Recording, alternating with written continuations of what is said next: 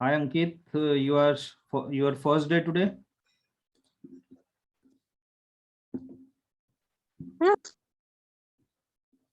Hello.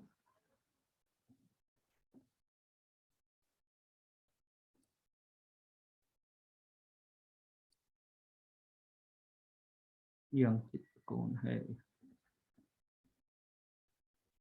Okay, great. So we'll discuss in detail at the end. आज हम chapter 2 चालू कर रहे हैं. So before that we will just have a questions chapter 1 के, and then we will start with chapter 2. ठीक है? So I hope you can see me. Screen is visible. Audio is good. ठीक है? So let's start. ये message क्यों नहीं दिखते हैं? सो पहला क्वेश्चन है ये, these are the compiler past questions module and everything is included इसमें. ठीक है? So yes, so first question, Mono Limited requested the auditor CAP to provide an absolute assurance in respect of its 10 branches scattered in Delhi and confirm that the financial statement are free from material statement due to fraud or error. So यहाँ पे दो चीज बोली है उन्होंने कि auditor को बोला एब्सोल्यूट एश्योरेंस दो और कंफर्म करो 10 ब्रांचेस के लिए, है ना, एंड कंफर्म करो कि वो financial statement are free from material statement due to fraud और error. So we will confirm, we will give true and fair view, but we cannot give absolute assurance. हमने देखा है ये किसमें देखा है? लिमिटेशंस में, राइट? इनहेरेंट लिमिटेशंस है कि auditor is not expected and can not reduce audit risk to zero, है ना, जीरो नहीं कर सकता, इसलिए हम क्या नहीं कर सकते? एब्सोल्यूट एश्योरेंस नहीं दे सकते. तो ये कहां पे आया? If you see even scope of audit में हमने देखा था कि आपको स्कोप ऑफ ऑडिट में बोला है सपोज क्लाइंट ने, and it is against statutory requirement या pronouncements of auditor, then also you cannot accept this scope. याद में रखो. So दो चीज है यहाँ पे, एक तो scope, can you accept the scope of the client? No, even they say anything, है ना, क्योंकि क्लाइंट से ये एग्री हुआ था. हाँ, क्लाइंट कभी बोलता है कि आपको डिफरेंट असाइनमेंट्स है और आप उसका चेक करके दो, then this will be under not standard of auditing, it will be under different specific disclosure. और वहां पे भी हम क्या बोलेंगे? हमको कुछ गलत मिला या नहीं, हम एश्योरेंस नहीं देंगे. ठीक है ना? सो वो आपको कवर्ड है नहीं आपके सिलेबस में ऐसे, but first setting up process में हमने देखा था. ठीक है? सो ये देखो, not expected and can not reduce audit risk to zero and can not therefore obtain absolute assurance. This is because there is a inherent limitation. So these words, so keep in mind, cannot reduce audit risk to zero. This is the inherent limitations, right? ये क्या है? Inherent limitations है, which result in most of the audit evidence on which auditor draws conclusion and basis the auditor's opinion being persuasive rather than conclusive. हाँ, ये word एक important है कि जो evidences है, audit evidences, वो क्या रहते हैं? अपने persuasive रहते हैं. बोले तो that leads us to say, based on our samples, based on our procedures, that leads us to say कि कुछ एरर या फ्रॉड हुआ है या नहीं, but that doesn't give us a conclusion कि कंक्लूजन. सो जैसे सपोज 100 रुपए का बैलेंस है और आपको बोला है किसने कि ये 100 रुपए है क्या, चेक करके बताओ. आपने सपोज ये पूरा काउंट किया 100%, तो आप क्या बोल सकते हो? That is a conclusive evidence because I have seen everything, है ना, and I have counted, I have measured everything, I have done. But audit में वो पॉसिबल नहीं है ना, क्योंकि there is a inherent limitation audit procedures में, nature of financial reporting में. दैट्स व्हाई जो एविडेंसेस ऑडिटर को मिलते हैं, those are not conclusive, those are persuasive. बोले तो that leads to auditor to conclude that कि कोई इश्यू नहीं है, कोई एरर या फ्रॉड नहीं है. ठीक है? So this is question 1. Question 2, DF Company Chartered Accountant successfully carried out audit of Shree Garments 1920. After completion of audit, there were found material misstatement due to fraud in the financial statement, which were not noticed and reported by auditor. Management analyzes that it is failure on the part of the auditor. So ये हमने ये इस type के question, this is the this type of question lot of time has been asked, है ना. और यहाँ पे गलती होती है कि भी ऑडिटर को अलाइज कर दिया, ऐसा बोल दिया, है ना, फिर after the completion there were found material misstatements हो गए, है ना, ड्यू टू फ्रॉड. तो आप क्या बोलोगे? इनहेरेंट लिमिटेशन से ये आ गया, तो है ना, कि भी मिला तो क्या करे, it is a inherent limitation. So you have to see कि we have to give a reasonable assurance. Auditor ने रीजनेबल ड्यू केयर कॉम्पिटेंसी दिखाई है क्या और सब है, ऑडिट डॉक्यूमेंटेशन है तो ठीक है ना, और ये नहीं है तो फिर auditor can be consider failure, है ना। और इनहेरेंट लिमिटेशंस तो रहता ही है, but that doesn't relieve you from your responsibilities. So let's see quickly answer. Because of inherent limitation, there is an unavoidable risk that some of the material misstatements of the financial statement may not be detected, even the audit is properly planned, performed in accordance with the SS. Accordingly, the subsequent discovery of material misstatement of financial resulting from fraud or error does not itself indicate a failure to conduct an audit in accordance with the SS. However, the inherent limitations of an audit are not a justification, है ना? It's not a justification for an auditor to be satisfied with less than pervasive evidence. Whether the auditor has performed an audit in accordance with the essays is determined by audit procedures performed. In circumstances, the sufficiency and appropriateness of audit evidence obtained as a result thereof, and the suitability of auditor's report based on evaluation of that evidence in light of the overall objective of auditor, है ना। सो यहाँ पे pointers form में आप देखोगे तो उन्होंने क्या बोला पहले कि भाई इनहेरेंट लिमिटेशंस रहता है, जरूरी नहीं है कि सब फ्रॉड या एरर पकड़े जाए ऑडिटर से, right. So everything will be is not possible, that's why auditor gives true fair and reasonable assurance देता है ऑडिटर, ठीक है। बट ये इनहेरेंट लिमिटेशंस होने के वजह say that doesn't is not a justification basically, है ना। This word should come, this not a justification for auditor कि भाई आप कम एविडेंसेस लो, लेस परसुएसिव एविडेंस आप ले नहीं सकते हो। देन जो आपने काम किया है उसका ऑडिट प्रोसीजर्स और आपका जो कंक्लूजन है ऑब्जेक्टिव के हिसाब से वो क्या होने चाहिए, वो सपोर्टेड होने चाहिए प्रॉपरली आपके वर्क और कंक्लूजन, है ना। So this are the 4 pointers you can. So आप जब भी आंसर पढ़ोगे कोई भी या आप प्रिपरेशन कर रहे हो, है ना, एग्जाम की, सो what I will suggest, first just read the question, है ना, इतना रीड करो, देन अप्लाई कि भी क्या क्या पॉइंटर आने चाहिए। जब आप प्रिपरेशन करोगे, रिवीजन करोगे, तब आपने सिर्फ पॉइंटर्स लिखने की ये आना चाहिए, ये आना चाहिए, ये आना चाहिए, देन कंपेयर की भी आपके पॉइंटर्स आ रहे हैं, because each point get a mark, right. So आपको वो प्रैक्टिस हो जाएगी कि भी पॉइंटर फॉर्म में आप लिख रहे हो, सो आपके एग्जाम की प्रैक्टिस हो जाएंगे, आपसे कुछ छूट नहीं रहा है, जो इंपॉर्टेंट पॉइंट है जिसपे आपको मार्क मिलने हैं, है ना। So what you can do, always पहले क्वेश्चन पढ़ने का, पॉइंटर फॉर्म में पेपर पे लिखने का कि क्या पॉइंटर है, and then go to the answers, ठीक है। दैट विल, सो देखो ये आपको है ना क्वेश्चन पढ़ने के बाद लगेगा बहुत इजी क्वेश्चन है, बट जब आंसर पढ़ना या आंसर लिखना है 4 मार्क के लिए तब चैलेंज आ जाता है ना। So this way you can decide. So this was question 2. TH and Associates, a partnership firm CA, are appointed as auditors of Grateful and Cheerful Limited for the FY 2021. Mr. Y is one of the team members of TH and Associates. Mr. Y required from the company its financial statement and other relevant information for which the audit is to be conducted. State whose responsibility for providing such information to the auditor. So हमने देखा है कि POD and sorry POD and management, right. So this responsibility is with the management and those charged with governance and the people. So management of a company is responsible for providing an auditor with access to, और ये हमने TOE में भी देखा था ऐसे 210 में कि पहले ही हम प्री कंडीशंस में बोलते हैं कि भी आपको सब इंफॉर्मेशन है। इन एडिशन सपोज ये क्वेश्चन में यहाँ पे तो पार्टनरशिप ये है चेयरफुल लिमिटेड बोला है ना, ग्रेटफुल एंड चेयरफुल, तो इफ बिकॉज ये आंसर अभी चैप्टर 1 में है तो ठीक है, you can add even companies act कभी, क्योंकि ये कंपनी है, आप बोल सकते हो कि company act also gives you power, है ना। जब आप अपन कंपनीज एक्ट देखेंगे तब आपको समझेगा, इवन आपके लॉ में कवर हुआ होगा कि companies act gives a auditor power to access all the informations and has to be provided by the management, ठीक है। So management of the company is responsible for providing the auditor with access to all information such as records, documentations, other matters, additional information that may request for the purpose of audit, and unrestricted access to the person within the entity to obtain the evidence. Next question.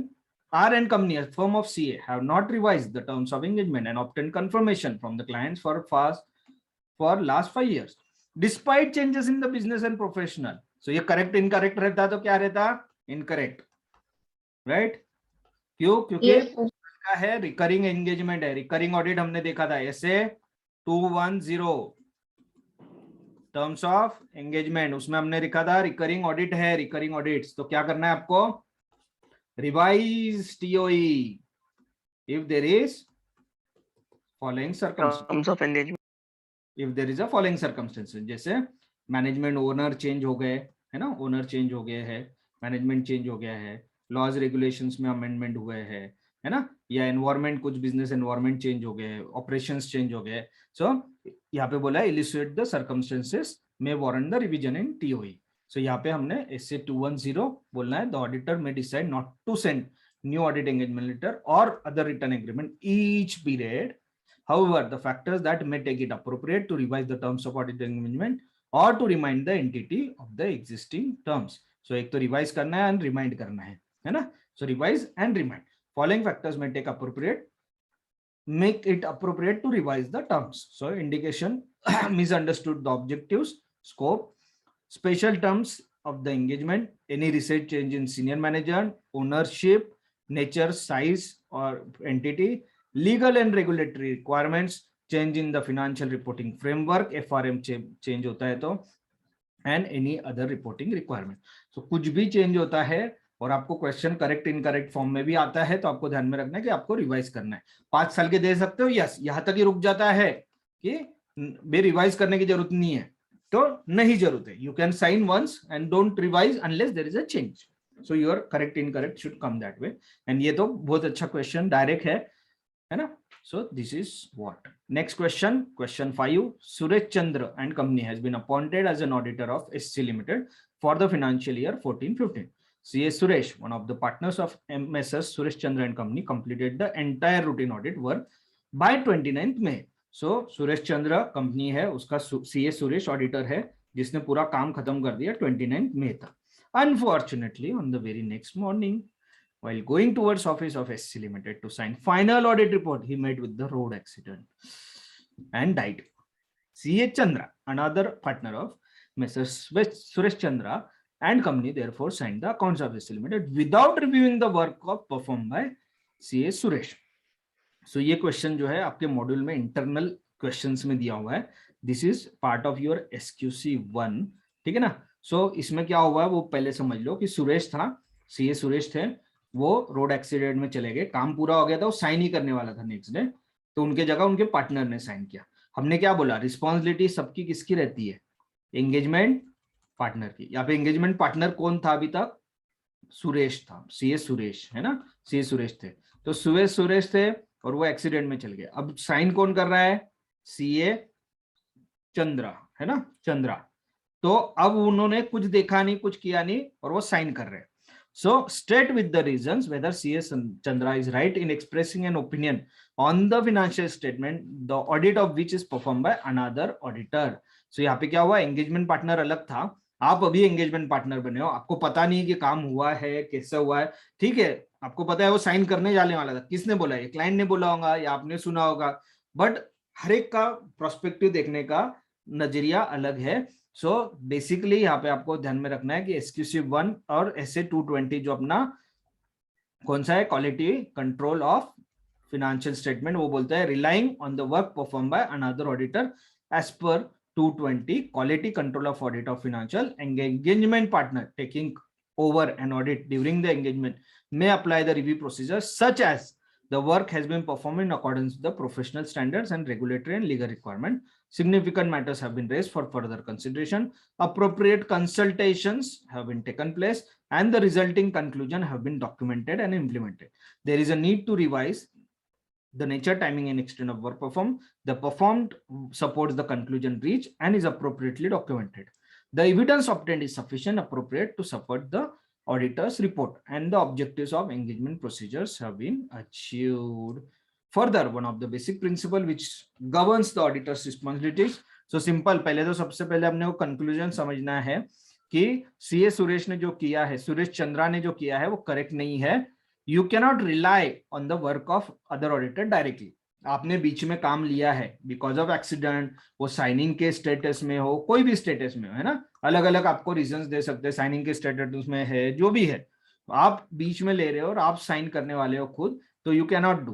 तो क्या करना चाहिए आपने, तो वो बोलता है कि engagement partner taking an audit during the engagement में अप्लाई द रिव्यू प्रोसीजर। सो आपको क्या करना है, रिव्यू प्रोसीजर अप्लाई करना है ना। सो कौन कौन सी रिव्यू प्रोसीजर्स अप्लाई करनी है आपको, professional standard and regulatory requirements के हिसाब से काम हुआ है क्या, है ना। सो स्टैंडर्ड्स के हिसाब से काम हुआ है क्या। सेकेंड क्या करोगे, कंसल्ट सिग्निफिकेंट मैटर, भाई कोई ऐसा बड़ा मैटर था क्या, तो वो रेस किया है क्या, है ना। रेस किया है तो बोलने तो जनरली क्या रहता है, if there is any significant matter, audit ऐसे स्टैंडर्ड ऑफ ऑडिटिंग आपको क्या बोलता है कि सिग्निफिकेंट मैटर जो रहते हैं ना, उसको आपने ना अलग से क्या करना चाहिए, डॉक्यूमेंट करना चाहिए, और एंगेजमेंट पार्टनर का उसमें इन्वॉल्वमेंट ज्यादा होना चाहिए क्योंकि वो सिग्निफिकेंट है ना। सो चलो आप समझ लो कि कोई मैटर है जिसमें बड़ा इश्यूज है, सपोज कंपनी का गोइंग कंसर्न का issue, so it is a big matter क्योंकि फाइनेंशियल्स पूरे हिल जाने वाले हैं, कॉस्ट पे नहीं जाओगे। गोइंग कंसर्न का इशू रहता है तो क्या होता है पता है, you have to present your financial on a realisable basis, not on historical cost. क्योंकि आप क्या बोल रहे हो कि अभी 1 साल से ऊपर कंपनी चलने नहीं वाली है, तो आज जितना पैसा मिलने वाला है और जितना लायबिलिटी रियलाइज होने वाला है वो सब रिकॉग्नाइज कर लो, और कैश बेसिस म्हणजे फेयर वैल्यू पे, today's value, realisable basis generally उसको बोलते हैं हम, उस पे आप रिकॉग्नाइज कर लो, ठीक है ना। सो वो रिकॉग्नाइज करना है तो it is a big matter now, तो that is what significant matters, है ना। सो जो भी ऐसे मैटर्स आते हैं ऑडिट में वो सिग्निफिकेंट मैटर होते हैं। वो मैटर को क्या हुआ, has been raised for further consideration. So raised बोले तो उसको एक मेमो में या कोई आपका डॉक्यूमेंटेशन, सपोर्टिंग डॉक्यूमेंटेशन का कुछ, जनरली क्या रहता है, एक डॉक्यूमेंटेशन का सॉफ्टवेयर रहता है, उसमें वो रेज करना पड़ता है, या एक मेमो है या चेकलिस्ट है, उसमें आपने क्या किया, रेज किया है फॉर फर्दर कंसिडरेशन की भाई ये हमने क्या करना है, इसका कंक्लूजन प्रॉपर है क्या, कंक्लूजन प्रॉपर नहीं है तो क्वालिफाई करना है, या कहीं रिपोर्ट करना है, या ईओएम डालना है, एम्फोसिस मैटर डालना है, या मैनेजमेंट डिस्कशन करना है, whatever. So raise for the further consideration, appropriate consultation have been taken place for and resulting conclusion have been documented and implemented। भाई मैंने कंसल्टेशन बोले तो क्या रहता है, क्वालिटी कंट्रोल के लिए you should have engagement performance, right, policies procedure, फिर आपके पास है ना कुछ एक्सपर्ट्स होने चाहिए, क्या बोलता है स्टैंडर्ड, आपके पास एक्सपर्ट होने चाहिए, जैसे कुछ टेक्निकल है, I am expert, not everything में मैं एक्सपर्ट नहीं हूं, सपोज मुझे इनडायरेक्ट टैक्स का नहीं आता इतना, I am not expert in that, so what I have to do, I have to go to the experts, है ना। इंटरनल यहाँ पे हम क्या बोलते हैं, कंसल्टेशन बोलते हैं उसको, रादर देन एक्सपर्ट। भाई कोई टेक्निकल कंसल्टेशन है, वो टीम ऑफ ऑडिट टीम ही रहती है, बट वो स्पेशलाइज्ड लोग रहते हैं, है ना। तो यहाँ पे एक्सपर्ट्स से ज्यादा मैं स्पेशलाइज्ड वर्ड यूज करूंगा क्योंकि एक्सपर्ट्स के लिए कंसिडरेशंस थोड़े अलग रहते हैं, उसका भी हम डॉक्यूमेंटेशन करना चाहिए कि एक्सपर्ट्स को हम आगे देखेंगे, एक्सपर्ट्स आप इन्वॉल्व कर रहे हो तो क्या क्या डॉक्यूमेंटेशन आपको करने हैं। तो ऐसे कोई कंसल्टेशंस किए आपने, have taken place and resulting conclusion have been documented and implemented.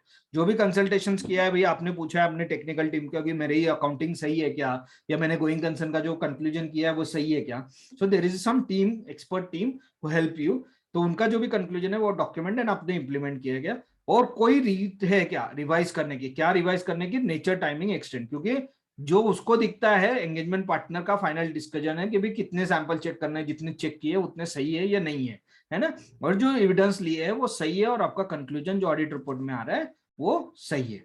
Further one of the basic principle which govern the auditor's professional judgement which should be complied with whenever an audit is carried is what when the auditor delegates to work to assistants or uses work performed by another auditor and experts, he will continue to be responsible for forming and expressing his opinion on the financial information। so आप delegate कर रहे हो, आप आपके article से help ले रहे हो, कोई सीए से हेल्प ले रहे हो, बट अल्टीमेट रिस्पॉन्सिबिलिटी आपकी क्योंकि आप साइन करने वाले हो। सो whoever signs takes the responsibility, ठीक है ना, फॉर्मिंग द ओपिनियन।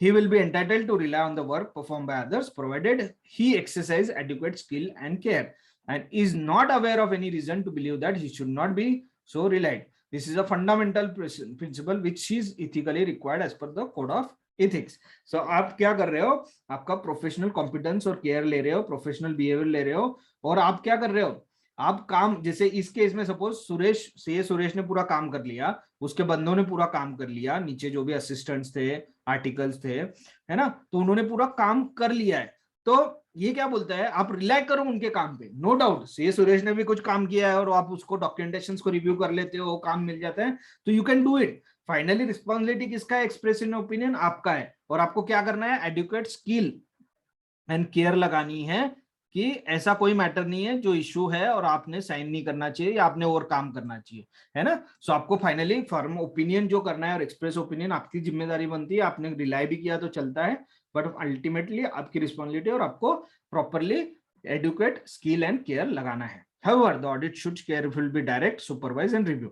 So ये वर्ड्स इंपॉर्टेंट है कि auditor should carefully direct, supervise and review. So ये वर्ड्स है कि आपको डायरेक्ट करना है, सुपरवाइज करना है एंड फाइनली आपको रिव्यू करना है और कंक्लूजन करके आपको फॉर्म ओपिनियन करना है. And work deleted, he should obtain reasonable assurance that work performed by other auditors, expert, assistants is adequate for this purpose. So इसमें काफी बार कंफ्यूजन कर देता है कि भाई आप दूसरे ने काम किया तो आपने क्या करना है, अरे वो एक्सपर्ट है ना, वो सपोज एक्सपर्ट है, वो दूसरा ऑडिटर है, कोई भी हो, इंटरनल ऑडिटर हो, आपके खुद के लोग हो, इतना आप ब्लाइंडली नहीं कर सकते हो, आपको डायरेक्ट सुपरवाइज एंड रिव्यू करना है, then only you can rely on their work. यहाँ पे वो कुछ भी नहीं दिया था. So in the given case, all the auditing procedures before the moment of signing the auditor have been performed by C.S. Suresh. However, the report could not be signed by his unfortunate death. Later on, C.S. Chandra signed the report by relying on work performed by Suresh. C.S. Chandra is allowed to sign the audit report, though will be responsible for expressing an opinion. He may rely on the work performed by C.S. Suresh, provided he further exercises adequate skill, due care and review the work performed by him. So ये आपको ध्यान रखना है कि आपको क्या क्या करना है. इसमें तीन वर्ड जो अपन ने देखे ऊपर, that's the most important one in your question, कि आपको डायरेक्ट करना है, सुपरवाइज करना है एंड रिव्यू करना है, जिसको भी आपका काम आप ले रहे हो, और आपको क्या करना है, ड्यू केयर एंड स्किल का यूज करके सब करना है. तो आया ध्यान में. ये क्वेश्चन पे आपको अलग अलग तरीके से घुमा के पूछ सकते हैं, भी इसने काम किया मैं रिलाई करूं क्या, इसने किया वो किया, एक्सीडेंट हो गया, there could be any scenario, but you have to be very clear with the basic कि भी जो भी काम हुआ है, आपको बीच में काम सौंपा गया है, तो आपने देखना है कि सिग्निफिकेंट मैटर, कंसल्टेशन, एविडेंसेस, ये सब अच्छी तरह लिए है, तो आपको वो देखना है. आपको देखना है कि आपकी जिम्मेदारी है फाइनली ओपिनियन लेना, आप डेलीगेट कर सकते हो काम, बट आपको उस पर रिलाई करके ड्यू के लेके आपको फाइनल कंक्लूजन करना है. Direct supervise and review their work and finally conclusion is कि आप रिलाई करो, बट आपको काम करना पड़ेगा, थोड़ा उसको रिव्यू करके फाइनल कंक्लूजन आपको लेना पड़ेगा. ठीक है. ये क्वेश्चन एक इंपॉर्टेंट क्वेश्चन था जो अपना डिस्कशन नहीं हुआ था, ये मॉड्यूल में बीच में क्वेश्चन है आपके. ठीक है. क्वेश्चन 6 आपका डिस्कस हो गया कि clearly the meaning of audit क्या है and how would you as an auditor perform the audit. So meaning क्या है, independent examination, financial information, profit any entity, है ना, irrespective of size, is conducted to view expressing an opinion thereon. Analysis of definition हो गया, person conducting, जो हमने देखा क्या क्या केयर लेनी चाहिए, ये मॉडल का क्वेश्चन हमने कल ही देखा था. The independent audit for entities financial is vital service, ये भी क्वेश्चन कल हो गया है. State the objectives of auditing reporting, ये भी हो गया है. Code of ethics professional prepared by five types of threads. Self interest, ये भी कल हो गया था. सेल्फ रिव्यू डिटेल में हमने डिस्कस किया था. Adequacy, familiarity threads and intimidation threads, धमकी, discourage. There are practical and legal limitations to auditors' ability to obtain audit evidence. So practical and legal limitations, ये कौन सा था, nature of audit procedure. Inherent limitations में point number 2 में nature of audit procedures में हमने देखा था कि आप इन्वेस्टिगेटर नहीं हो, आपको इंटेंशनली और इंटेंशनली पूरे इंफॉर्मेशन दिए नहीं जाएंगे, है ना. सो इंटेंशनली और अनइंटेंशनली कोई फ्रॉड हो जो सोफिस्टिकेटेड है तो भी आपको चैलेंज हो जाएगा, एंड ऑफिशियल इन्वेस्टिगेशन नहीं हो. This is what is answer to this. ठीक है. Next question, in case of certain subject matter, limitation on auditor's ability to detect are particularly significant. So ये कौन सा है, इनहेरेंट लिमिटेशंस में सर्टेन मैटर, हमने कल भी ये इसको देखा था, हमने क्वेश्चन भी देखा था कि डायरेक्ट नहीं बोलता है, ये कहीं भी यूज नहीं करता है. इनहेरेंट लिमिटेशंस का नाम ये बोलता है in case of certain subject matter, limitations on auditor's ability to detect material misstatement are particularly significant, explain such assertions और सब्जेक्ट मैटर. तो ये कौन सा हो गया, first, second, third and fourth point. Fourth point में जो अदर मैटर्स देखे थे हमने, उसमें हमने 4 पॉइंट्स देखे थे, A B C D, going concern, laws regulation, related party and fraud involving management, है ना. And 1 2 3 nature of financial reporting, nature of audit procedure जो ऊपर देखा था, and balance between cost and benefit. Next, SA 220 quality control FA, the auditor should obtain information content necessary in the search company before accepting an engagement with a new client. So ANC वाला हमने देखा था, उसमें हमने 4 points देखे थे, ABCD, ये module में कल हमने देखा था, वही पॉइंट्स है. Auditor before completion engagement is requested to change to one of which provides lower level assurance. तो आपको क्या बोल रहे हैं वो lower level auditor आपको करना है. तो ये क्या हुआ, change in TOE, बट आपको एक्सेप्ट करना है. रीजनेबल है, नॉट रीजनेबल, तो आप क्या करो, उसको एक्सेप्ट मत करो, और डिनाई बोले तो बेसिकली, और विड्रॉ. एंड कौन कौन से जब चेंज इन टीओई है 3 कंडीशंस आती है, वो आपको डिस्कस करनी है. 14 क्वेश्चन ये नहीं है अभी, ये चैप्टर 3 में अपन देखेंगे. 15 question, chartered accountant has a responsibility to remain independent by taking into account the context in which they practice, the threats to independence and safeguards available to eliminate the threats. Explain guiding principle in this regard. So ये question थोड़ा नया है, let's see. So chartered accountant has a responsibility to remain independent by taking into account context in which they practice, the threats to independence and safeguards available to eliminate. So दोनों चीज बोल रहे हो, threats to independence क्या है, safeguards. Explains the guiding principle की बात कर रहे हो, है ना. The chartered accountant has the responsibility to remain independent, ये हो गया. The following are the guiding principle in this regard. So for the public to have confidence in the quality of the audit, it is essential that auditors should always be and appears to be independent of entities they are auditing. In case audit, the fundamental principle are integrity, objectivity, professional skepticism, which is necessary, require the auditor to be independent. Before taking any work, the auditor must be constantly consider whether it involves threats to his independence. When such threats exist, the auditor should either desist from the task or put in place safeguards that eliminate them. If the auditor is unable to fully implement creditably and adequate safeguards, they must not accept the work. So ये इसमें क्या क्या है, guiding principal बोल रहा है वो, कि आपको इंडिपेंडेंट कैसे रहना चाहिए, how you can be a independent. तो आपको क्या क्या करना है, पहले बोलना है कि भाई, क्योंकि सब गाइडिंग प्रिंसिपल क्या है कि आपका quality of audit is depend on whether you are independent और नॉट. फिर आपको इंटीग्रिटी, जो हमने देखे थे फंडामेंटल प्रिंसिपल, जो इथिकल रिक्वायरमेंट्स थी, है ना, उसमें integrity, objectivity and professional scepticism आपको इंश्योर करना है. उसके बाद आपको देखना है कि कोई थ्रेट है क्या. थ्रेट्स है तो एक तो डिनाई करो या डिसिस्ट करो, या आप क्या करो, उसको सेफगार्ड लगाओ. बोले तो तुमने मत करो, या कोई आपका एम्प्लॉय है जो ऑडिट के लिए जा रहा है, उसका कोई रिलेटिव है तो उसको चेंज कर दो, दूसरे एम्प्लॉय को डालो. Anything whatever safeguard is possible, है ना. If you are giving opinion on the, like आप लिटिगेशन कर रहे हो क्लाइंट के बिहाफ पे, तो can you leave that litigation, don't do that litigation, let client handle और अदर कंसल्टेंट हैंडल. सो ये करो, दैट इज अ सेफगार्ड. और वो भी नहीं पॉसिबल है तो डोंट एक्सेप्ट द वर्क. ठीक है. So these are the guiding principle, है ना. थोड़ा क्वेश्चन जेनरिक है, where you have to answer based on your knowledge, different knowledge. ठीक है. 16 क्वेश्चन ये अभी अप्लीकेबल नहीं, चैप्टर 3 का ही है, ये मिक्स हो गया थोड़ा. 17 क्वेश्चन, क्वालिटीज ऑफ ऑडिटर हमने देखा था. So Lord Justice Lindley in the course of judgment in the famous London General Bank case had succinctly sum up the overall review of that auditor should be as regards the personal quality. He said an auditor must be honest, that is he must not certify what he does not believe to be true, and must take reasonable care and skill before believes that what he certifies is true. Explain statingly clearly the qualities of auditor. हमने देखा था qualities of auditor में क्या, कि आपको practical knowledge होना चाहिए, आपको अकाउंटिंग का नॉलेज होना चाहिए, दैट इज इसेंशियल इंपॉर्टेंट, और सब ब्रांचेस ऑफ अकाउंटिंग का आपको नॉलेज होना चाहिए, right. Needless to say where there is a government by special HO, it knowledge is imperative in addition to sound knowledge of law and practice of taxation is unavoidable. So आपको ethical requirements होनी चाहिए, आप good businessman के जैसे आपके पास qualities होनी चाहिए, business है ना, other institutions, right. So cautions होनी चाहिए, firmness, good temper, है ना, degree of integrity, objectivity, judgment, patience, right. So these are the qualities जो हमने pointer form में देखे थे. You can easily write that, यहाँ पे पूरा paragraph form में आपको दिए हुए है. Next question.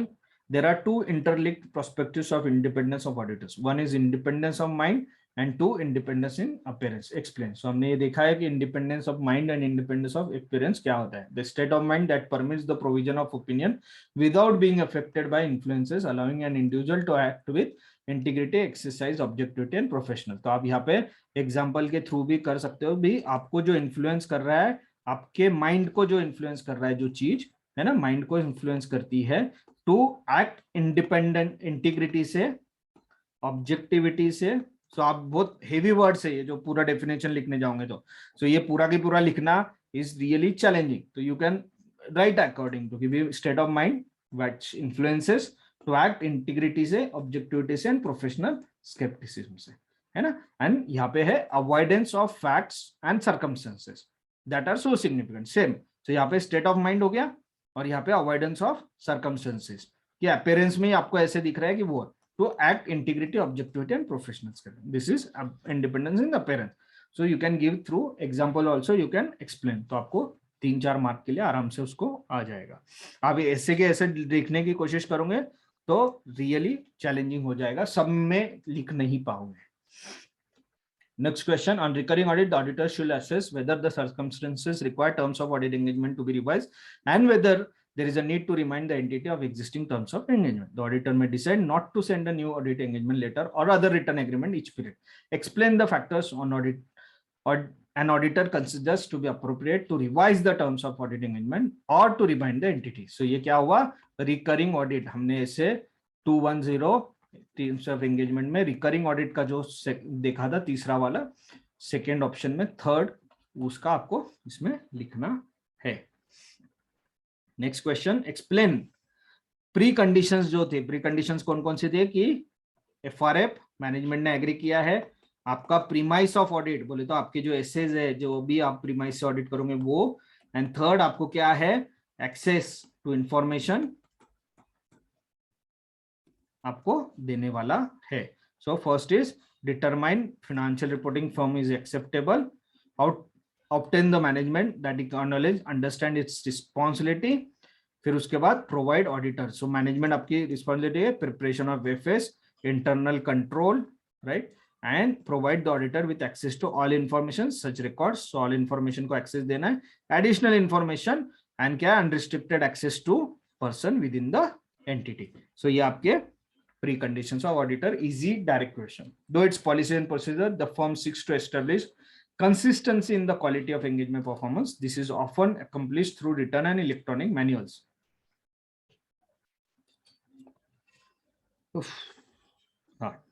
Manual, software, tools, other forms, industry subject ये. Explain the matters to be addressed in this context. तो यहाँ पे सिंपल हमने क्या देखा था, एंगेजमेंट परफॉर्मेंस में बोला था, एंगेजमेंट परफॉर्मेंस राइट SQC 1 में, उसमें हमने देखे थे कौन कौन से मैटर आपको एड्रेस करने पड़ेंगे.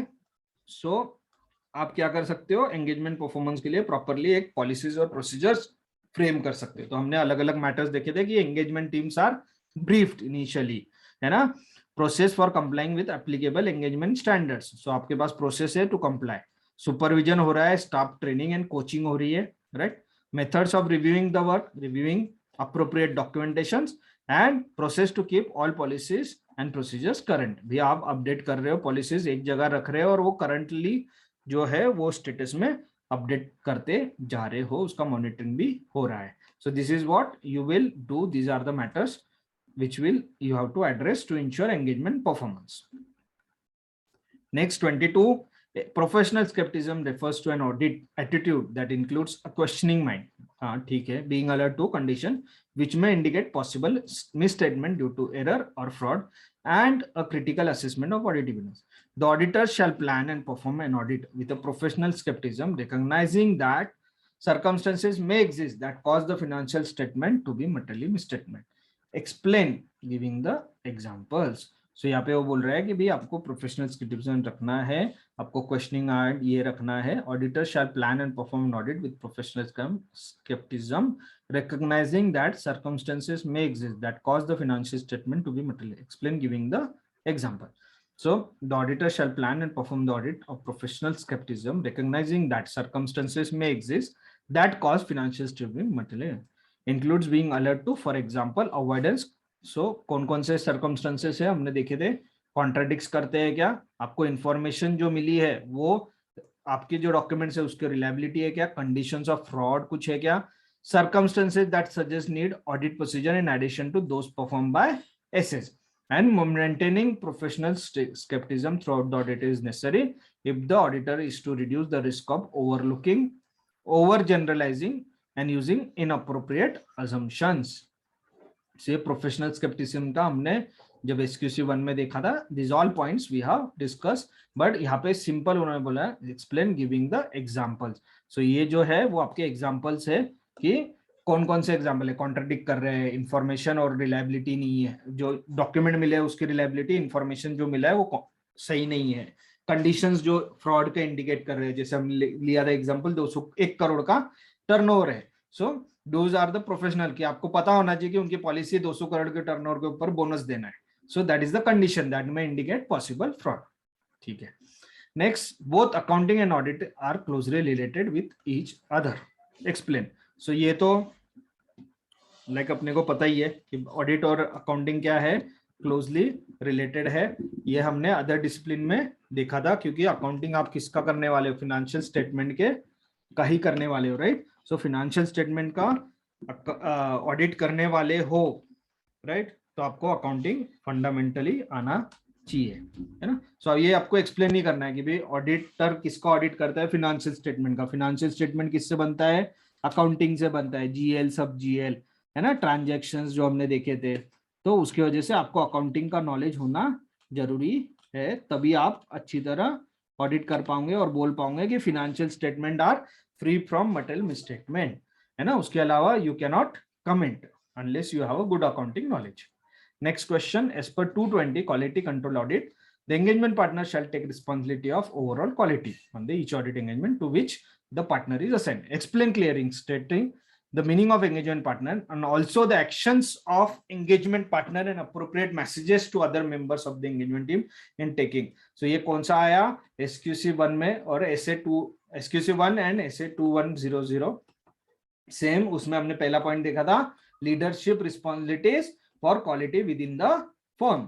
सो उसमें पॉइंट्स देखे थे हमने 1 2 3 4। सो इंपॉर्टेंस ऑफ क्वालिटी आपको बताना है कि आपका वर्क जो है that complies with professional standards, ये आपको क्या करना है, एम्फोसिस देना है जब आप टीम मेंबर्स को ब्रीफिंग कर रहे हो, आपको ये एम्बोर्ड करना है उनके माइंड में कि भाई प्रोफेशनल स्टैंडर्ड्स का कंप्लायंस होना चाहिए, comply with firms quality control, issuing auditors that are appropriate in circumstances, and engagement team's ability to raise concerns without fear and reprisals, भी आपने उतनी उनको फ्रीडम देना चाहिए। The fact that quality is essential in performing audit engagement, ये भी आपको बोलना है कि the quality is everything, है ना, तो ये आपको बोलते रहना चाहिए कि quality is essential। So ये चीजों पे आपको emphasis करना है जब आप engagement team से। और engagement partner कौन है, engagement partner refers to the partner or other person in the firm who is responsible for audit engagement and its performance and for the auditor's report that is issued on behalf of the firm. So audit report के लिए भी आप responsible है, and who where required has the appropriate authority from a professional legal regulatory। ये हमने first chapter जो definitions में थे उसमें पढ़ा था कि एंगेजमेंट पार्टनर कौन है, जो रिस्पॉन्सिबिलिटी लेता है, जो साइन करेगा on behalf of firm and जिसके पास अप्रोप्रिएट अथॉरिटी है, जैसे वो चार्टर्ड अकाउंटेंट है प्रोफेशनल लीगल और रेगुलेटरी बॉडी से।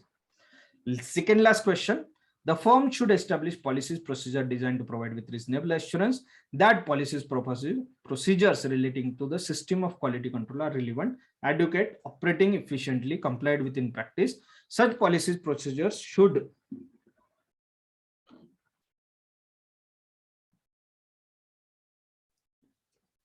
Such policies procedures should include an ongoing consideration and evaluation of firm system of quality control, including a periodic inspection of selection of completed engagement.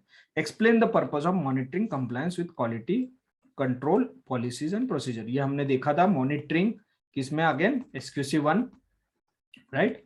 SQC1 में last question की भी क्यों करना है, तो हमको देखना है कि भी adherence to ये है क्वालिटी कंट्रोल की जो पॉलिसीज या सिस्टम है वो प्रॉपरली डिजाइन एंड इंप्लीमेंट की है, एंड लास्ट जो है वो अप्रोप्रिएटली अप्लाई कर रहे हैं या नहीं कर रहे। आपने कुछ सिलेक्ट सैंपल करने हैं और आपको ये चेक करते रहना चाहिए, मॉनिटरिंग करते रहना चाहिए, that is important. Last question, explain the fundamental principles of professional ethics relevant to the auditor when conducting audit of FS in accordance with the code of ethics. So ये integrity, objectivity, professional competence and due care, confidentiality and professional behavior are the fundamental principles for, and that is given under code of ethics. Direct question से, ठीक है. So ये हो गया आपके question answer. कोई problem है या कुछ इशू?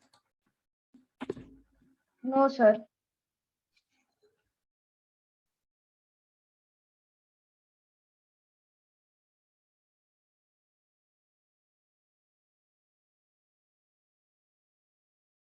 ठीक है. अंकित, अंकित, you have any questions? Is there? Or we left? I not think he is there. ठीक है, चलो. सॉरी सर आप ये क्वेश्चंस की पीडीएफ ग्रुप पे भेजोगे? क्वेश्चंस के वीडियो पीडीएफ. पीडीएफ, हाँ हाँ हाँ, yes, I will Thank you, share sir. Questions, है ना. ये पूरा ही आपको कंपाइलर जो हो जाएगा ना, थोड़ा फॉर्मेटिंग चल रहा है, तब हो जाएगा, तब बुक और ये पीडीएफ आपको मिल जाएगा, है ना. Yes sir. Okay, so let's now move to chapter 2. आपको कोई क्वेश्चंस है इसमें? No sir. ओके, चलो देन, ग्रेट. चैप्टर 2 करते हैं. आप लोग एक बार रिवाइज कर लो, जैसे मैंने कल बोला था 10-15 मिनट भी दोगे तो आपको, और क्वेश्चंस में आपने देखेंगे तो टर्म्स ऑफ एंगेजमेंट और एसक्यूसी 1 और ऐसे 220 पे काफी क्वेश्चन आया. एसक्यूसी 1 पे अभी क्वेश्चन आएंगे क्योंकि it is more recent, so SQC 1 पे ज्यादा फोकस है rather than SA 220, but those are both interlinked, ठीक है ना. So let's now move to our chapter 2, ठीक है ना. तो चैप्टर 2 का नाम क्या है अपने? Audit strategy. सो तीन चीजें मेनली चैप्टर में. ऑडिट स्ट्रैटेजी एक पहला टॉपिक है, ऑडिट प्लानिंग आपका है, ठीक है, सेकंड, एंड फिर आपका ऑडिट प्रोग्राम. एंड इनका फ्लो भी ऐसे ही रहता है. पहले हम ऑडिट स्ट्रैटेजी करते हैं, फिर हम ऑडिट का प्लान करते हैं, एंड फिर हम क्या करते हैं? ऑडिट का प्रोग्राम करते हैं, है ना. सो जैसे name suggest, so let's take example कि sir strategy, planning and programming में फर्क क्या है ना. तो लेट्स टेक एग्जांपल, सपोज कोई मिलिट्री ऑपरेशंस है ना. सो मिलिट्री जाता है कहीं, suppose they are taking some operations where they have to go. हमने देखा है उरी मूवी में भी. सो वो क्या करते हैं? पहले वो स्ट्रैटेजी बनाते हैं. तो उरी मूवी में इफ यू गो एंड सी, तो पहले वो क्या करते हैं? एक स्ट्रैटेजी बनाई कि भाई 4 टीम रहेगी, वो इस जगह जाएगी, है ना. And it's very high level. सिर्फ पहला था क्या? They want to do air strike, ठीक है. फिर क्या करना है? तो जैसे एयर स्ट्राइक अपने केस में क्या होगा? ऑडिटर के केस में statutory audit, tax audit, whatever, what is the scope, what is the engagement. फिर कौन लीड करेगा, कितने लोग लगेंगे, कितनी टीम्स बनेंगी, है ना. सो ये डिसाइड हुआ.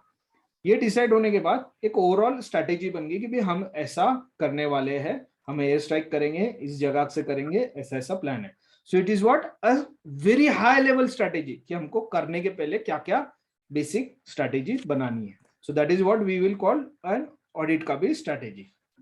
क्या क्या कवर होता है स्ट्रैटेजी में वो हम डिटेल में डिस्कस करेंगे, but strategy is very high level. फिर उसका प्लानिंग होता है, फिर डिटेल में प्लानिंग होता है, भाई यहाँ पे कितने लोग हैं, राइट. म्हणजे जैसे जो लोकेशन पे अपने को अटैक करना है ना, सो वहां पे मोर डिटेल में होता है कि क्या रिस्क है ना. वैसे ऑडिटर भी जाएगा प्लानिंग में, रिस्क देखेगा कि भी रिस्क क्या है, राइट. सो प्लानिंग में you have to go in more detail. आप उसमें रिस्क देखोगे, वहां पे कितने लोगों को मारना है, कितने हथियार लगेंगे, और मोर डिटेलिंग आप करोगे. फिर ऑडिट प्रोग्राम क्या है? That is in each and every step will be documented. So strategies, if you want to summarize, then strategy is this high level. उसके बाद प्लानिंग आता है तो वो थोड़ा मोर डिटेल रहता है, और जो प्रोग्रामिंग रहता है that is in more detail. म्हणजे एक स्टेप वाइज रहता है कि भाई आप इतनी बजे निकलोगे, राइट. 8:30 को आपका प्लेन से निकलोगे, ये जगह से निकलोगे, इतने लोग बैठेंगे, फिर आप यहाँ पे इतनी बजे पहुंचोगे, फिर उसके बाद ये आदमी इधर अटैक करेगा, ये आदमी इधर अटैक करेगा. सो उस तरह ही ऑडिट में भी क्या होगा? कौन सा आदमी ऑडिट पे जाने के बाद कौन सा एरिया पे अटैक करेगा, उसकी क्या स्ट्रैटेजी रहेगी, वो आगे से जाएगा पीछे से जाएगा, कंट्रोल स्ट्रैटेजी रहेगी या test of details. This strategy in more detail we will discuss in the next chapters, but that is in more detail. Programming is at a very step, हर चीज मेंशन होती है प्रोग्रामिंग में, है ना. सो strategy में 10 पॉइंट रहेंगे, planning में 25 रहेंगे, तो प्रोग्रामिंग में आप समझ लो 100 पॉइंट रहेंगे. इतना डिटेलिंग रहता है ना. If we go by pointers कि 10 पॉइंट का स्ट्रैटेजी रहेगा, 25 पॉइंट का प्लानिंग रहेगा, और ऑडिट प्रोग्रामिंग क्या रहेगा, that is more detail. Each step wise programming consider होता है. ये क्या है, सब आपका प्लानिंग में आता है. ऑडिट के प्लानिंग जब हम करते हैं तब आता है. ठीक है. So this is what your chapter 2, छोटा चैप्टर है. और इसमें एक और है प्लानिंग में कि एज अ ऑडिटर आपको कुछ भी करना है तो मटेरियलिटी इज वेरी इंपॉर्टेंट. तो ये चैप्टर में लास्ट सेक्शन जो है वो आपका मटेरियलिटी का है कि मटेरियलिटी कैसे डिराइव करते हैं, what are the consideration and what is the usefulness and other all things, है ना. उसका बेसिस क्या है, उसको है ना जनरली हम क्या बोलते हैं, उसका बेंचमार्क क्या है. बेंचमार्क बोले तो क्या बेसिस पे हम मटेरियलिटी डिराइव करने वाले हैं. सो ये लास्ट सेक्शन है आपका मटेरियलिटी का. आज will try to cover audit strategy and audit planning. कल हम audit programming and materiality cover करेंगे. So after studying, so learning objective क्या बोलता है मॉड्यूल आपका, after studying this chapter you will be able to understand audit planning, overall audit strategy, draft audit programme.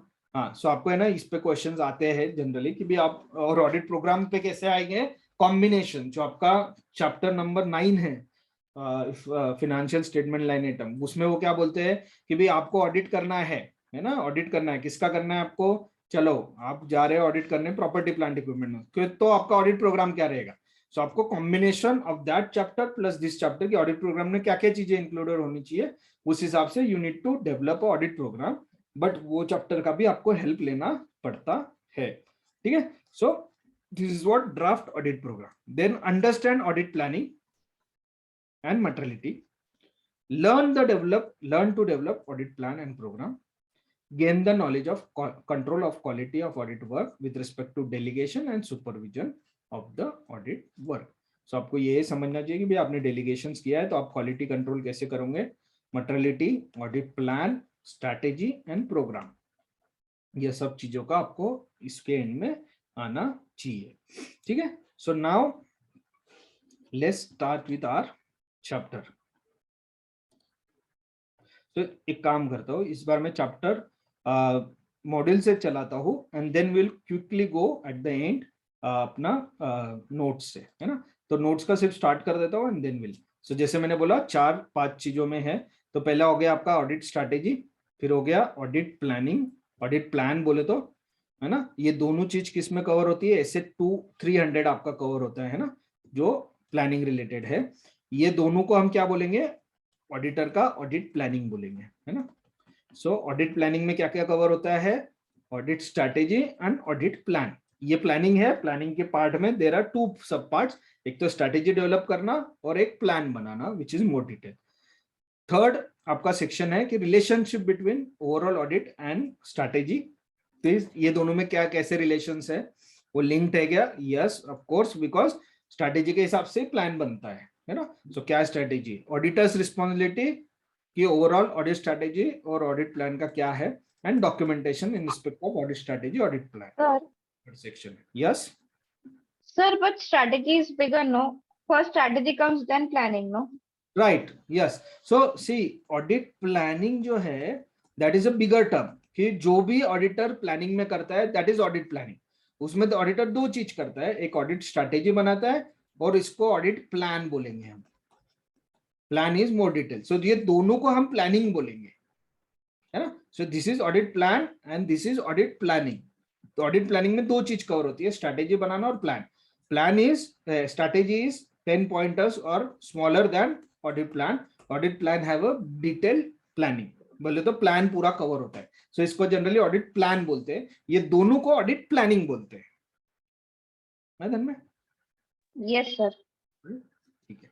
Then आपका ये relationship देख लेंगे हम, ऑडिट प्लानिंग ऑडिट स्ट्रैटेजी का क्या है, डिस्टिंग्विश क्या है, डिफरेंसेस क्या है. देन 4th पॉइंट हम ऑडिट प्रोग्राम, यहाँ पे वर्ड छूट गया. Then 5th last one is materiality. ठीक है. अब आपका ऑडिट प्लान में हम क्या क्या, ऑडिट स्ट्रैटेजी में क्या खेलेंगे कि overall assistance to auditor, establishment of overall strategy, क्या क्या कंसिडरेशंस हमको ध्यान में रखने हैं. फिर हम ऑडिट प्लान में जाएंगे. Audit plan to cover benefits of planning. भी प्लान में क्या क्या कवर होना चाहिए, बेनिफिट्स क्या है प्लानिंग और प्लान के, डेवलपमेंट ऑफ ऑडिट प्लान कैसे करना है, description contents of components of audit plan. So development of audit plan में 3 है कि description and content of components of audit plan, knowledge of client's business, very important plan develop करने के लिए, factors to be considered before start of planning, and direction, supervision and review of plan. Programming में देखेंगे उसका meaning, important points, constructing the audit programme, points to keep in mind, developing an audit programme and advantage and disadvantage.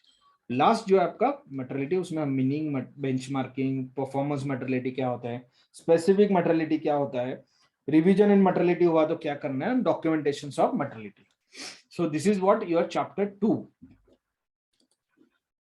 So let's now start. Sir, yes, for this chapter only, we have to remember 2 essays. इसमें ऐसे 300 and ऐसे 320 materiality. Yes, 2 chapter होंगे, 2 assess cover होंगे.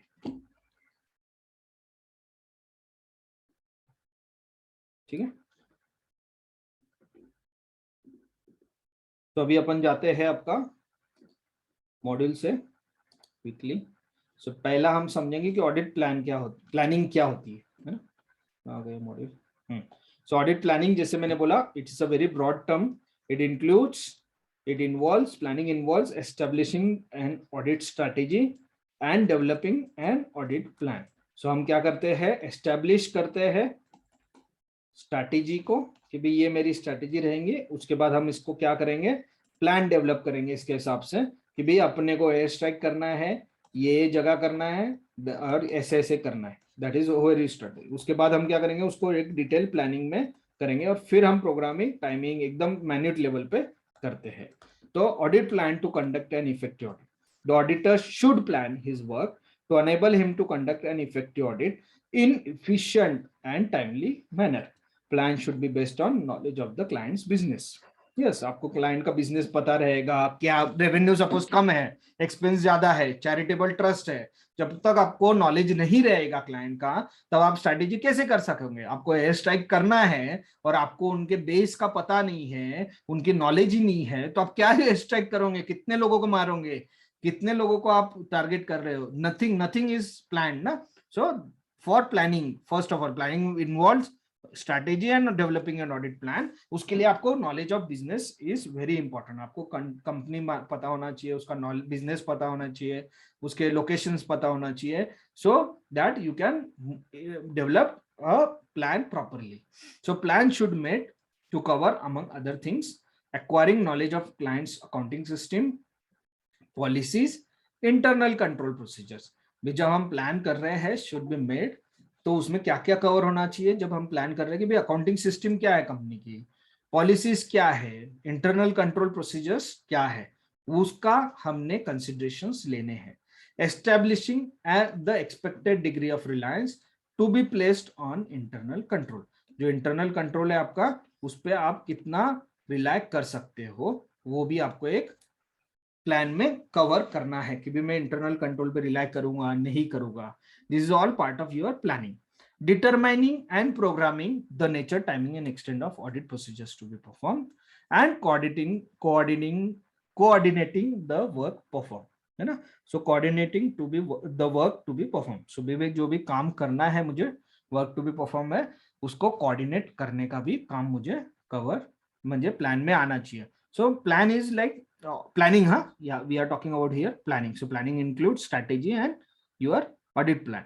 So ये सब में आप जब ध्यान में रखते हो, ये सब चीजें कवर होनी चाहिए. भी अकाउंटिंग सिस्टम आप टैली यूज कर रहे हो, एसएपी यूज कर रहे हो, या और कोई सोफिस्टिकेटेड या कस्टमाइज्ड सिस्टम यूज कर रहे हो, आपकी पॉलिसीज प्रोसीजर्स क्या है इंटरनल कंट्रोल के, आप रिलायंस रख सकते हो एज ऑडिटर, रिलायंस रख सकते हो. ये हम डिटेल में चैप्टर 3 में देखेंगे कि रिलायंस रखना बोले तो क्या, कि can we use the work of management on internal control basically. फिर उसके हिसाब से हम नेचर टाइमिंग एक्सटेंड देखेंगे, क्योंकि मैं रिलायंस कर रहा हूँ तो नेचर टाइमिंग एक्सटेंड कम हो सकता है. मेरे business knowledge, policies, accounting system के हिसाब से भी नेचर टाइमिंग एक्सटेंड और coordinating work to be perform कौन करेगा, कैसे करेगा, क्लाइंट साइड से कौन रहेगा, अपने साइड से कौन रहेगा, वो सब चीजें प्लान में आनी चाहिए. Plan should be further developed and revised as necessary during the course. एक ध्यान में रखना है, planning is a continuous process, है ना। ऑलवेज ध्यान में रखना है, आपको कोई भी क्वेश्चन आता है तो ऐसा जरूरी नहीं है तो प्लानिंग स्टार्ट में, यस स्टार्ट में तो होगा पर ये चेंज होगा क्या, yes it can be change. कभी आप सपोज आगे बढ़ गए और आपको दिख रहा है कि यहाँ पे प्रॉब्लम है, तो आप क्या करोगे, जाके प्लान को रिवाइज करते हो, चेंज करते हो। सो सिमिलरली वे आपको वो करना पड़ेगा। जैसे इफ यू सी स्ट्राइक में, हम strike if you take a movie and if you seen Uri movie, उसमें वो क्या करते हैं, प्लान करते हैं, फिर उनको पता चलता है कि यहाँ से एंट्री करना है, राइट। उसके बाद वहां पे कोई प्रॉब्लम्स रहती है, they have to go back, change their planning and then execute. Similar way plan is reiterative, it is a continuous process, you have to go back if there is new fact, go back, change the planning, है ना। That's what benefits क्या रहते हैं planning के in the audit of FS. Planning and audit involves establishing the overall strategy for the engagement and developing an audit plan. Adequate planning benefits the audit of FS in several ways, including the following: helping the auditor to devote appropriate attention to important areas of the audit. भी आपको attention किधर देना है, important areas क्या है, वो आपको planning से ही समझ में आते हैं, क्योंकि आप फिर समझोगे कि भाई रेवेन्यू बड़ा है या ये लोकेशंस है ना, या जैसे लीडर को कहाँ ध्यान देना है ना, कहाँ स्ट्राइक में उसको जाना है।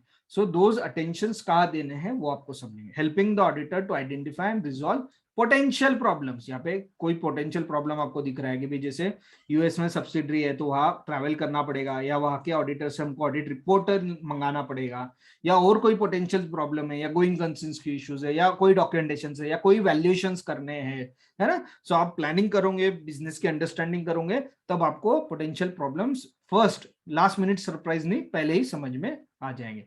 Helping the auditor to properly organize and manage the audit engagement. Yes, always planning always helps you to organize and manage. These are the general planning. आप नॉर्मल भी सोचोगे, कोई भी प्लानिंग आप करते क्यों हो, कि भाई आप सपोज कोई ट्रिप में जा रहे हो, ट्रिप करने जा रहे हो तो आप स्ट्रैटेजी प्लान बनाते ही हो। तो वो ट्रिप के लिए जा रहे हो तो आपको क्या हेल्प करता है कि भाई आप एकदम सडनली चले जाओगे, ना होटल बुक किया, ना कहाँ देखना है, क्या देखना है, कुछ भी नहीं पता, तो क्या हो जाएगा, एवरीथिंग विल बी मेस, है ना। आपको कोई पोटेंशियल प्रॉब्लम्स है तो वो भी नहीं ध्यान में आएंगे। सो कहाँ टेंशन करना है, किधर घूमने जाना है, कौन से अच्छी जगह है, क्या पोटेंशियल प्रॉब्लम्स हो सकते हैं, उसके क्या सॉल्यूशंस है। ऑर्गेनाइज मैनेज करने के लिए होता है assisting in the selection of engagement team members with appropriate levels of capabilities, competence to respond anticipated risk and proper assignment of the work to them. So यहाँ पे हमको और एक बेनिफिट होता है कि भाई कौन कौन से टीम होने चाहिए। हमने देखा ना कि कॉम्पिटेंट एएनसी करना है आपको। एएनसी भी क्या है, इनिशियल प्लानिंग, म्हणजे वो तो क्लाइंट लेने के पहले, ये तो क्लाइंट आ गया, हमने काम चालू करने वाले हैं, उसके लिए प्लानिंग कर रहे हैं, तब भी हम सोचते हैं कि भाई हमारे पास है क्या। यहाँ पे हम मोर डिटेल में भी क्या क्या एंटिसिपेटेड रिस्क हो सकती है क्लाइंट की, क्या क्या कैपेबिलिटीज, क्या क्या कॉम्पिटेंस मुझे होने चाहिए लोगों में, that all you can in planning you can understand. सब पता चल जाएंगे क्या, नॉट नेसेसरी, क्योंकि जितना आपको नॉलेज मिलेगा उस हिसाब से you can plan. Facilitating the direction and supervision of engagement team members and the review of the work. भाई सुपरविजन, डायरेक्ट, सुपरवाइज, रिव्यू, है ना, तीन फंक्शन हमने देखे। तो ऑलवेज बड़ी टीम रहती है तो आपको ये चीजें सोचनी पड़ेंगी कि कौन कैसे डायरेक्ट करना है, सुपरवाइज कैसे करना है, रिव्यू कैसे करना है टीम मेंबर का, ये भी प्लानिंग में हो जाता है। Assisting where applicable in coordination of work done by auditors of components and experts. Auditor of component बोले तो क्या कि भाई मेरी ब्रांच है या मेरा सब्सिडरी है ना, तो वो क्या हो गया, मेरे ऑडिटर ऑफ कंपोनेंट, एक कंपोनेंट का ऑडिटर हो गया। तो उससे मुझे क्या करना पड़ेगा, कोऑर्डिनेशन करना पड़ेगा, क्योंकि उसका ऑडिट रिपोर्ट मैं यूज करूंगा, है ना, मैं यूज करूंगा, मैं जाके ऑडिट अलग से नहीं करने वाला, है ना। तो use the work of other auditor, उसमें हम देखेंगे, ये इस पे भी एक डिटेल में स्टैंडर्ड है ना। तो ये अदर ऑडिटर है, तो उसमें और एक्सपर्ट्स का काम में, उसमें अपने को क्या करना पड़ेगा, कोऑर्डिनेशन भी, उसने काम कैसे किया, वो कॉम्पिटेंट है क्या, इंडिपेंडेंस है क्या, कॉन्फिडेंशियलिटी मेंटेन कर रहा है क्या। So those things will be covered in different standard, but ये भी आपको प्लानिंग में फायदा होता है। तो प्लानिंग में coordination, supervisions and review, directions, capabilities, competence, organize, manage, potential problems and attention कहाँ का देना है, ये बेनिफिट्स है आपको प्लानिंग करने के। कोई भी प्लानिंग करोगे तो आपको ये सब बेनिफिट्स मिलते हैं। सो ऑडिट प्लानिंग पे आता है, ऑडिट प्लानिंग पे आता है, तो it involves two things, strategy and plan. अब हमने देखा ऑडिट प्लानिंग के बेनिफिट्स देख लिए, और उसमें क्या क्या अपने को कंसिडर करना है plan should be made to cover among other things. तो प्लान क्या क्या कवर करना चाहिए, ये सब चीजें तो एटलीस्ट मिनिमम कवर करने चाहिए। ये आपका इंट्रोडक्शन हो गया चैप्टर का। अब हम पहले पॉइंट पे जाएंगे, ऑडिट स्ट्रैटेजी। ठीक है ना। सो ऑडिट स्ट्रैटेजी क्या होता है, let's take the definition. So overall audit strategy sets the scope, timing and direction of the audit and, so पहले क्या करता है वो, स्कोप, टाइमिंग, बोले स्कोप बोले सर चार जगह। यस सर अगर हम दूसरे ऑडिटर्स का वर्क ले रहे हैं तो फिर हमें वो सब उनका वर्क भी तो चेक करना पड़ेगा। Yes definitely. सो उसके लिए एक स्टैंडर्ड है पूरा अक्खा अलग सा, जिसमें वो बोलता है not only work, we have to see कि they have the skills, they have the care, they have taken proper care. उनको कुछ गाइडेंस करना है, आपको लगता है कि भाई आपका होल्डिंग कंपनी आप हो और कोई रिस्की एरिया दिखता है तो यू कैन आस्क ऑल्सो कि भाई ये चेक कर लो, है ना। So that all authorities, so use of work of branch auditor, use of work of other auditor, use of work of internal auditor, there are different standard of auditing which detail, even expert का काम involve करना है, internal और external experts के, तो उसमें भी, और इंटरनल बोले तो ऑडिटर का खुद का एक्सपर्ट, बोले तो इंटरनल टू फर्म और उसने किससे तो हेल्प लिया, या एक मैनेजमेंट एक्सपर्ट भी बोलते हैं। ये सब के लिए डिटेल में स्टैंडर्ड्स है कि आपको क्या क्या प्रिकॉशंस लेनी है, क्या क्या काम करना है। You cannot rely on anybody work, if you are signing then आप एक फिनेंशियल स्टेटमेंट पे साइन कर रहे हो, है ना, उसके लिए आप कुछ भी वैल्यूएशन यूज कर रहे हो, एक्चुरियस का काम यूज कर रहे हो AS15 के हिसाब से, या आप दूसरे ऑडिटर का, ब्रांच ऑडिटर का काम यूज कर रहे हो, सब्सिडरी कंसो के लिए सब्सिडरी ऑडिटर का काम यूज कर रहे हो, आउटसाइड इंडिया में है तो उसके कुछ ऑडिटर का काम यूज कर रहे हो, anything and everything, finally you are responsible, so you have to apply due care and skill उनके काम के, कि उन्होंने बराबर किया है क्या। ठीक है। So that is covered, like separate different standards are there, है ना। ऐसे 220 एंड SQC1 जो हमने अभी आज एक क्वेश्चन देखा था कि वो इट इज डेट हो गया एंड देन नया आया, that is more relevant SA 220 क्यों, क्योंकि वो इंटरनल था आपका, म्हणजे आपका खुद का पार्टनर भी सपोज डेट हो जाता है and then you are using, then also you are to, तो ये तो सब बाहर के लोग हैं, तो वहां पे तो और स्टैंडर्ड प्रोसीजर करनी है आपको, है ना। ठीक है। Yes sir. या so overall audit strategy sets the scope. So audit strategy क्या क्या काम करता है, सेट करता है स्कोप को। स्कोप बोले तो क्या, कहाँ अटैक करना है, किसका ऑडिट करना है, स्टैट्यूट कंपनीज एक्ट में करना है कि LLP में करना है, जो भी चीज है कि इनकम टैक्स में करना है। सो पहले तो स्कोप हो गया। टाइमिंग, कब करना है, अभी करना है, अगले साल करना है, कौन से साल का करना है, those all. Direction of the audit, audit कैसे ले जाना है हमको, कि हम ये एंटिटी करेंगे या ऐसा करेंगे, those all things. So basic basic चीजें इसमें कवर होती हैं। And guides the development of more detail plan, और वो गाइड करता है कि भी आपको इसमें ना अब हर चीज को आप डिटेल में प्लान बनाओ। ठीक है। So this is what overall audit strategy means. The auditor shall establish an overall audit strategy that sets the scope, timing and guides the development of auditor. The process of establishing the overall strategy assists the auditor to determine, subject to the completion of auditor's risk assessment procedures, such matters as, so subject to completion of auditor risk assessment procedure बोले तो क्या, हम कौन सा audit risk है, audit risk. सो ये detail में risk assessment procedure is covered in detail, I think chapter 4 में, risk assessment and internal control, है ना। सो वो चैप्टर 4 में आपको डिटेल में कवर्ड है। तो subject to that completion of auditor, आप क्या करोगे, the process of establishing the overall strategy assist the auditor to determine, है ना, क्या क्या डिटरमाइन करने के लिए करेगा, क्योंकि ऑडिट रिस्क असेसमेंट के होने के बाद तो आपको और चीजें ध्यान में आती है, बट जब आप ओवरऑल स्ट्रेटेजी बना रही है तो आपको कहाँ कहाँ हेल्प होता है, तो क्या क्या हेल्प होगा, resource to deploy for specific audit areas such as the use of appropriately experienced team members for higher risk areas और the involvement of expert on complex matter. So strategy में आपको समझता है कि भाई आपको कौन कौन से रिसोर्स, भाई ये क्लाइंट का साइज इतना बड़ा है, जम्मो है, लिस्टेड है, अनलिस्टेड है, प्राइवेट है, LLP है, लोकेशंस कितने हैं, है ना, और उसमें क्या भाई इंडिया से या अकाउंटिंग स्टैंडर्ड है, है ना, उस हिसाब से आपको क्या करना पड़ेगा, एक ध्यान में आता है। जैसे आप अटैक करने जा रहे हो तो आपको बेस्ट मैन लगता है, सिमिलरली ऑडिट करने जा रहे हो तो स्ट्रैटेजी में सबसे पहले आप करोगे कि भाई क्या एंटिटी का नेचर है, उस हिसाब से मुझे कौन से रिसोर्स लगेंगे, first thing. Second, the amount of resource to allocate to the specific audit areas, such as the number of team members assigned to observe the inventory count at the material location, the extent of review of other auditors' work in case of group audits, or the audit budget in hours to allocate to high areas. So भी मेरे को जो resource है उसके amount to allocate भी कितने resource लगेंगे। जैसे हमने बोला कि जैसे मेरा एक है location P1, location P2, location P3, 3 plant है, फिर C&F एजेंट्स है मेरे, उनके पास भी मेरी कुछ इन्वेंट्रीज है या कुछ काम है, फिर मेरे क्या है ना, मेरी कुछ चीजें आउटसोर्स भी है, तो वो हो गया। सो ये सब चीजों के लिए मुझे क्या करना पड़ेगा, हर एक के लिए भाई ये कितना रिस्की प्लांट है, इसमें मैंने किसको डिप्लॉय करना चाहिए, वो तो हो गया, फिर कितने घंटे के लिए करना चाहिए, इसमें कौन से रिस्क एरिया है। ये बहुत हाई लेवल पे बात कर रहे हैं, इसमें डिटेल में होगा जब हम प्लान बनाएंगे, but very high level we will understand कि भी 4 प्लांट है गया, कितने रिसोर्स लगेंगे मोटा मोटी, कितना आवर्स लगेगा एक प्लांट के लिए, है ना।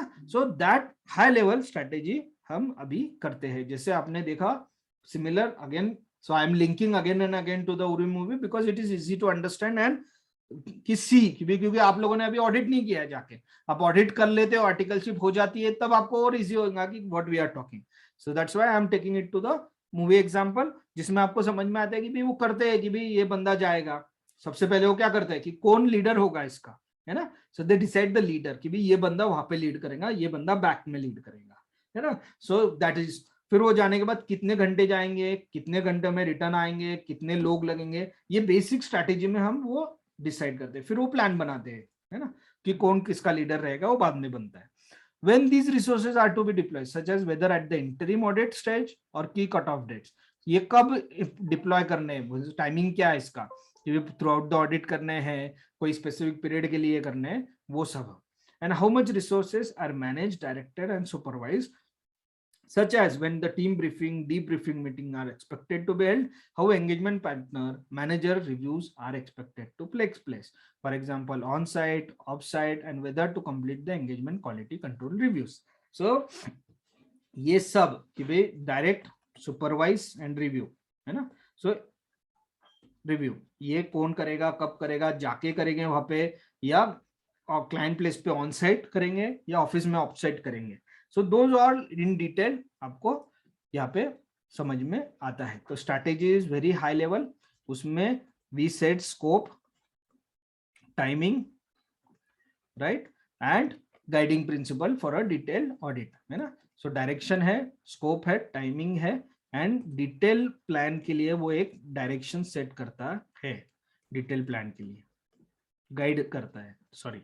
सो scope, timing, direction and guide for the detail. सो एक बेस बनता है ना कि आपको किस किस का प्लानिंग डिटेल में करना है, कौन से रिसोर्स, कितने घंटे, कौन सी जगह, फिर वो आप उसको ड्रिल डाउन करते जाते हो।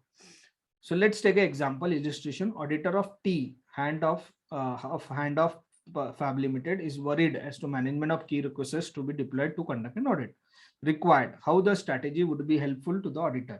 So इसका solution ऊपर वाला ही है, assistant auditor for overall strategy. So ये जो 4 अपन ने देखे कि भी कौन से रिसोर्स डिप्लॉय करने हैं, कितने टाइम के लिए करने हैं, वो रिसोर्स डिप्लॉय कब करने हैं, so which one, which, how much, when, and how it will be managed, है ना। So this way you can keep in mind. ये हो गया आपका ओवरऑल ऑडिट स्ट्रेटेजी, जो how assistance to auditor for solution. फिर establishment of overall audit strategy हम देखेंगे अभी कि भाई आप जब एस्टेब्लिश करते हो आपको क्या क्या ध्यान में रखना है। So establishing the overall strategy, the auditor shall क्या क्या करेगा, identify the characteristic of engagement that defines its scope. ये कैरेक्टरिस्टिक क्या है, the expected audit coverage including the number, location of component to be included, the nature of business segments to be audited, including the need of specialized knowledge, expected use of audit evidence obtained in previous audits, for the example audit evidence related to risk assessment procedure and test of conduct। पिछले साल का कुछ benefit होगा क्या, है ना, कितने locations है, कितने कंपोनेंट्स है, कितने सब्सिडरीज है, कितने कवरेज कैसे करना है ना. So this all is covered in the characteristic of engagement. भी एंगेजमेंट का कैरेक्टरिस्टिक्स क्या है, कि कितने लोकेशंस है, कितने लोग है, कितना स्कोप है, basic we have to establish जब ऑडिट स्ट्रेटेजी. तो आप क्या लिखोगे जनरली कि ऑडिट स्ट्रेटेजी में, कि company is into business of XYZ. ठीक है. फिर कंपनी हैज 4 सब्सिडरीज, जिसके 2 are within India, 2 are outside India, 2 are audited by us and बाकी 2 दूसरा ऑडिटर करता है. This audit we will conduct as per the requirement of companies act. Simple. Previous year में कुछ है क्या, तो ऐसे 4-5 लाइन में ये स्ट्रेटेजी बन जाएंगी, जिसमें आप कैरेक्टरिस्टिक ऑफ एंगेजमेंट लिखोगे. Second, ascertain the reporting objectives of engagement to plan the timing of audit and nature of communications required. So आपको सेकंड क्या करना पड़ेगा, ascertain the reporting objectives. भाई आपको ऑब्जेक्टिव्स क्या है, आपकी रिपोर्टिंग ऑब्जेक्टिव्स क्या है. जैसे let's take example, entities time table for reporting such as interim. भाई आपका कब डेडलाइन कब है ना, कि कब तक आपको ये कंप्लीट करना है, कौन से डेट सेट की है आपने to attack. The organization of meeting with the management and those charged with governance to discuss nature timing. Meetings organize कर लो. Discussion with the management and those charged with governance regarding the expected type and timing of reports to be issued. Other communications, both written, oral, including the auditor's report, management letters, communication to those charged with governance. The discussion with the management regarding the expected communication as on the status of work throughout the engagement. So ये सब क्या है, हम बताते हैं जाके management को कि भाई हमें ना इंटरिम में आएंगे आपको ऑडिट करने. कब आएंगे, हमें ना 15 मार्च से 31 मार्च तक एक बार करने आएंगे. फिर मेरा टीम है ना, बाद में आपका फिनेंशियल्स बन गए मार्च के, तो मेरे टीम है ना आपको 20 अप्रैल से विजिट करेगा. फिर 20 अप्रैल से आपको हम 31 मई तक काम करेंगे, और 5 जून को हम क्या करेंगे, आपको रिपोर्ट इश्यू करेंगे. इस बीच में हमें ना आपके जो इमीडिएट से CFO है, सपोज CFO के साथ हम क्या करेंगे, एक 4 मीटिंग शेड्यूल करेंगे ये. और जो मैनेजमेंट है उसको हम कब 5 जून को है, तो उसके पहले हम 1 जून को मैनेजमेंट के साथ हमारे सब पॉइंट्स डिस्कस करेंगे, है ना. कुछ इश्यूज है, और ऑडिट रिपोर्ट क्या इशू करेंगे वो भी हम इसमें बोल देंगे, कि जैसे हम करेंगे main audit report, IFC report, कारो रिपोर्ट, जो भी रहेगा वो हम सब इसमें डाल देते हैं. तो generally 1 PPT is prepared where you talk about your strategy and plan, है ना. मैनेजमेंट के साथ भी आप इसको डिस्कस करते हो. तो ascertain the reporting objectives of engagement to plan the timing of audit and the nature of communications. So भाई nature of communications कैसे है, मेल, थ्रू ओरल, मीटिंग करना है, ऑब्जेक्टिव्स क्या है, टाइमिंग क्या रहेगा, कब हम डेडलाइन करेंगे, ये सब इसमें आप फर्स्ट टाइम में स्ट्रैटेजी बनाते समय करते हो, क्योंकि उसके हिसाब से प्लान बनाओगे ना. तो अभी आपको पता है कि भाई 5 जून को मुझे करना है, 15 अप्रैल को मुझे काम चालू करना है, तो I will deploy resources, many other plannings and detail planning, this will guide them, है ना. कि भाई 5 जून को डेडलाइन करना है, तो कब मैंने करना है, कौन से काम कब खत्म करना है, कैसे मैंने स्टार्ट करना है वर्क का, वो सब तब प्लानिंग में कवर होगा. Consider the factors that, in auditor's professional judgment, are significant in directing the engagement team's effort. So, जो फैक्टर्स है auditors professional are significant in directing teams effort. तो आप कंसीडर करो कि भाई टीम के एफर्ट्स कहाँ जा सकते हैं. जैसे सपोज X लोकेशंस पे जा सकते हैं, या यहाँ पे ना इन्वेंट्री थोड़ी कॉम्प्लेक्स है ना, या ज्यादा वैल्यू की है, तो यहाँ पे एफर्ट्स जा सकते हैं. वहां पे आप प्रोफेशनल जजमेंट एक लगा लो कि भाई यहाँ या एफर्ट्स या ये लोकेशन पे चैलेंजेस हो सकते हैं. Consider the results of preliminary engagement activities and where applicable, whether knowledge gained on other engagements performed by engagement partner on the entity is relevant. तो 2 चीज यहाँ पे बोल रहे हैं कि भाई आपने प्रिलिमिनरी एक्टिविटीज की है ना, कि भाई जैसे एएनसी किया, एएनसी के टाइम पे आप क्या कर रहे हो, ओनर कौन है, आप में कॉम्पिटेंस है क्या, ड्यू केयर लिया है क्या, ऐसे आपने प्रिलिमिनरी एंगेजमेंट एक्टिविटीज की है. और दूसरा, कभी एंगेजमेंट पार्टनर ने ये एंटिटी पे काम किया है, दूसरा कुछ काम किया है, जैसे अदर एंगेजमेंट्स है ना, सपोज IPO आ गया या दूसरा कुछ भी सर्टिफिकेशन इशू कर दिया है वो कंपनी के लिए, तो उसका कोई नॉलेज है तो वो भी कंसिडर करो आप जब स्ट्रैटेजी डेवलप कर रहे हो, है ना. सो आपको क्या क्या कंसीडर करना है जब you are establishing the strategy. तो identify characters, ascertain the reporting objectives, consider the professional judgment are significant in the directing engagement team's effort, next is preliminary engagement activities and partner ने दूसरा काम किया हुआ है तो वो, तो preliminary identification of areas where there may be higher risk of material misstatement, result of previous audit, ये डिटेल में सब नहीं कर रहे हैं हम, स्ट्रैटेजी में सिर्फ हाई लेवल की कहाँ का इशू हो सकता है बेसिस द एंटिटी जो भी लिमिटेड नॉलेज है, वॉल्यूम ऑफ ट्रांजैक्शंस क्या है, ठीक है। And next assess the nature timing and extent of resources necessary to perform engagement, so resources का नेचर क्या है, टाइमिंग कितना लगेगा और एक्सटेंड कितना लगेगा, वो सब हम यहाँ पे कवर करेंगे। सो ये क्या हो गया आपका ऑडिट स्ट्रैटेजी, ठीक है ना। सो ऑडिट स्ट्रैटेजी में क्विकली, सॉरी